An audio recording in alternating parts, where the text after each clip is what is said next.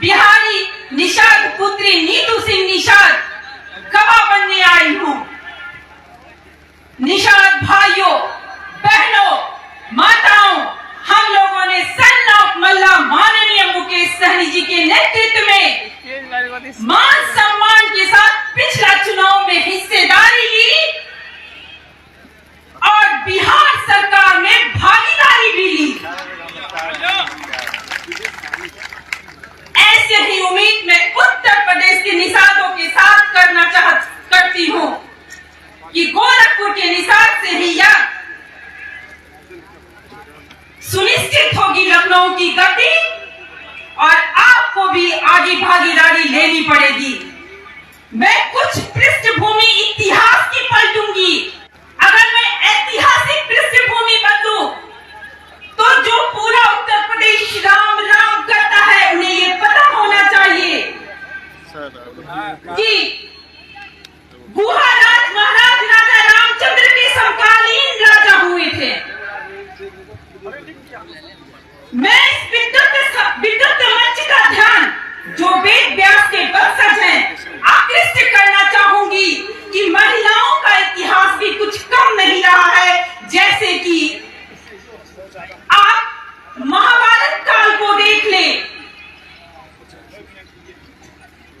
महाभारत काल में आपने देखा होगा कि रानी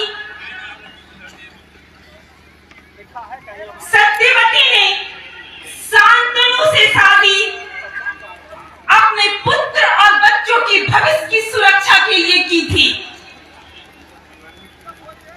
जैसे कि ब्रिटिश सरकार के समय में रानी रासमणी ने ब्रिटिश से लोहा लेते हुए अपने भाई और बंधुओं को, जब ब्रिटिश सरकार ने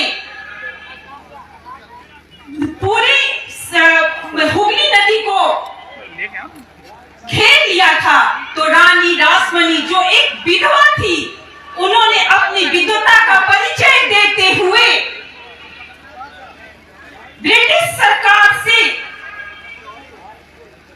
पैसों के बल पर कुछ जगह उन्होंने अपने मछुआरा भाइयों की आर्थिक मदद के लिए उन्हें मछली मारने नहीं दे रही थी जब ब्रिटिश सरकार, तो अपने मछुआरा भाइयों को आर्थिक तौर पर मजबूत करने के लिए उन्हें वहां पर सुनिश्चित किया था।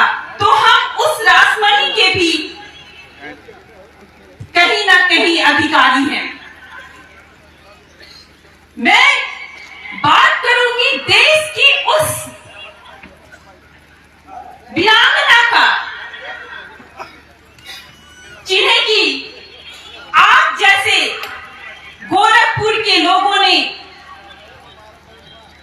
देखा है, जाना है, समझा है और आपकी ही पावन धरती की वो हिस्सेदारी रही।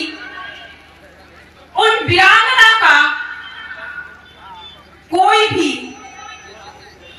ऐसी कोई विडंबना नहीं होगी जो उनके साथ घटित नहीं होगी, लेकिन उन्होंने हिम्मत नहीं हारी और हिम्मत के साथ आगे बढ़ी और बढ़कर उन्होंने बिहार के जंगल से होते हुए देश के संसद को गुंजाने का काम किया है। मैं पूछना चाहती हूं, जो राजा रामचंद्र के समकालीन राजा हुए, जिन्होंने ब्रिटिश सरकार से लोहा लिया, जिन्होंने सवर्णों को धूल चटाने का काम किया, उनके कुल वंशज आज लोकतांत्रिक व्यवस्था में इतने पीछे क्यों हैं? क्योंकि हम संगठित नहीं हैं, संघर्ष नहीं कर रहे हैं और सत्ता में भागीदारी नहीं ले रहे हैं। लोग कहते हैं कि पढ़ो पढ़ो पढ़ो, पर मैं तो कहती हूं अगर भागीदारी चाहिए तो सबसे पहले सत्ता में भागीदारी लाओ, तभी सारी विकास स्वतः हो जाएगी। आप आकलन कर लो और देख लो बिहार का इतिहास में लालू जी का इतिहास पृष्ठभूमि पर कायम है। उनके बच्चे कितने पढ़े लिखे हैं और वो आज कहां सत्ता में हैं। तो विकास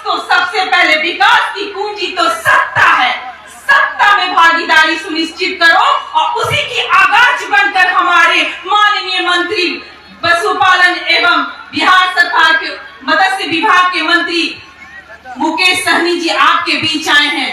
आपको पता होना चाहिए कि माननीय मंत्री जी की ये देन है कि बिहार में इस चुनाव के समय जब मुखिया का चुनाव हो रहा था तो तकरीबन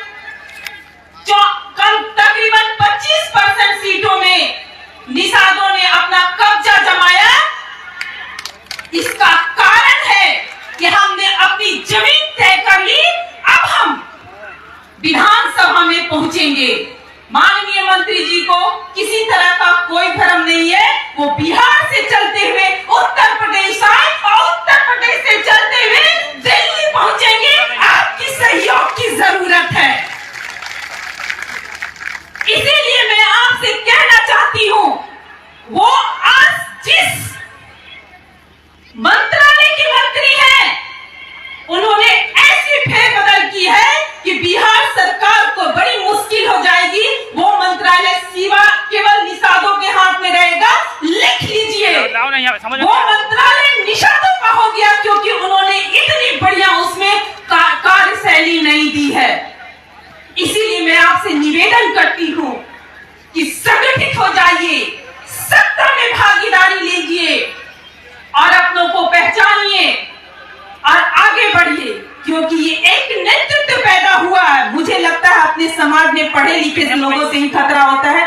कुछ समाज के प्रतिनिधि तो अभी अभी बहुत ऊपर गए थे, लेकिन उनकी वजह से जो लोगों के अंदर द्वेष आई है, इस कार्यक्रम मतलब काम करने के दरमियान जो मैंने देखा है, उस दरमियान मैं कह रही हूँ, तो पढ़े लिखों से हो सकता है कुछ खतरे हो, लेकिन मैं माननीय मंत्री जी के बारे में यही कहूंगी कि आप आगे बढ़ें और आगे बढ़ के उनका साथ दें, क्योंकि एक नेतृत्व हमारे सामने आया। इसलिए मैं आपसे एक दो ही शब्द कहना चाहूंगी कि नेतृत्व का दिया कभी अल्प नहीं होता। भाइयों, नेतृत्व का दिया कभी अल्प नहीं होता। बीच में जो टूटे वो संकल्प नहीं होता। जीत को हमेशा हाथ से दूर रखें, क्योंकि जीत का कोई विकल्प नहीं होता। धन्यवाद। जय हिंद। और भी इस तरह के वीडियो देखने के लिए हमारे चैनल को सब्सक्राइब करें और साथ में बेल आइकन को दबाना ना भूलें। धन्यवाद।